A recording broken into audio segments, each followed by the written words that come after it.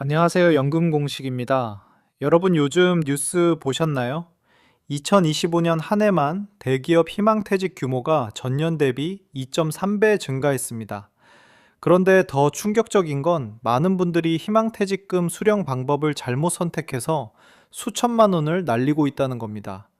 특히 회사 HR 담당자가 퇴직금이랑 위로금 모두 IRP 계좌번호 주시면 거기로 입금해 드릴게요 라고 말합니다. 만약 당장 목돈이 필요하신 분들이라면 이거 절대 그대로 따르시면 안 됩니다. 오늘 제가 세법 구조에 맞춘 가장 정확한 절세 가이드를 알려드리겠습니다. 희망퇴직금 수령 방법은 나이에 따라 완전히 다릅니다. 핵심 분기점은 만 55세입니다. 연금 제도상 55세부터 IRP나 연금저축 계좌에서 연금을 수령할 수 있기 때문입니다. 55세 이상 퇴직자라면 수령 방식에 큰 제한이 없습니다. 가장 추천하는 방법은 퇴직금과 위로금을 연금 계좌로 이체하여 장기 연금화하는 것입니다.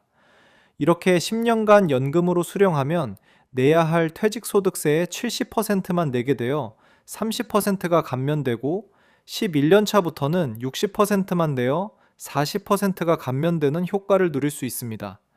세법 구조상 수천만 원의 세금을 아낄 수 있으니 55세 이상이라면 연금 계좌를 적극 활용하십시오. 반면 55세 미만 퇴직자는 철저한 계획이 필요합니다.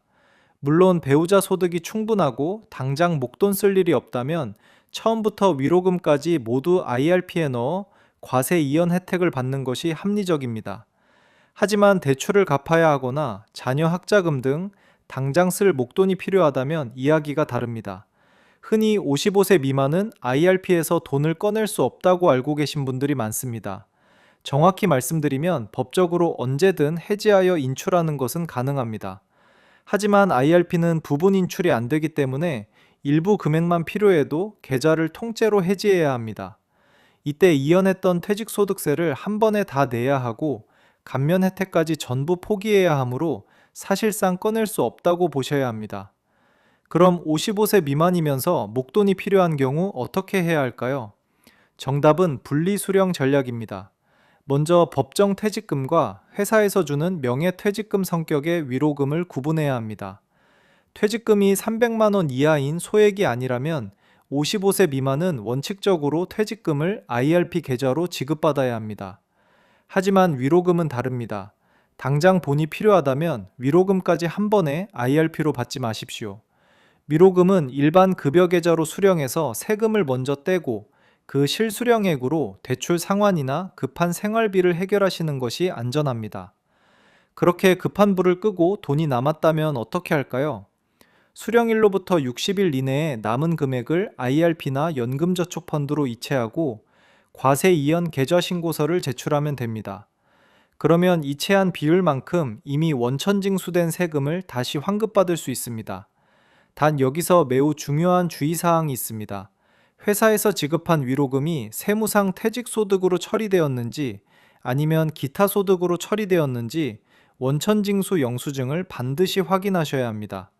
이 소득 구분에 따라 세목과 환급 구조가 달라질 수 있기 때문입니다. 또한 60일 이내 연금계좌 이체 후 세금 환급을 처리하는 과정은 금융사마다 매끄러움의 차이가 있으니 계좌 개설 시 환급 처리가 원활한지 미리 확인해 두시는 것이 좋습니다. 오늘의 핵심을 정리하겠습니다. 55세 이상이라면 연금 계좌를 활용해 세금을 아끼십시오. 55세 미만인데 당장 목돈 수요가 있다면 퇴직금은 IRP로, 위로금은 일반 계좌로 분리 수령하십시오. 필요한 만큼 돈을 쓰고 남은 금액은 60일 이내에 연금 계좌로 이체해 세금을 환급받으시면 됩니다. 희망퇴직은 인생에서 중요한 전환점입니다. 세밀한 세법 규정과 절차를 잘 챙기셔서 여러분의 소중한 퇴직금을 꼼꼼하게 지켜내시길 바랍니다. 지금까지 연금 공식이었습니다. 감사합니다.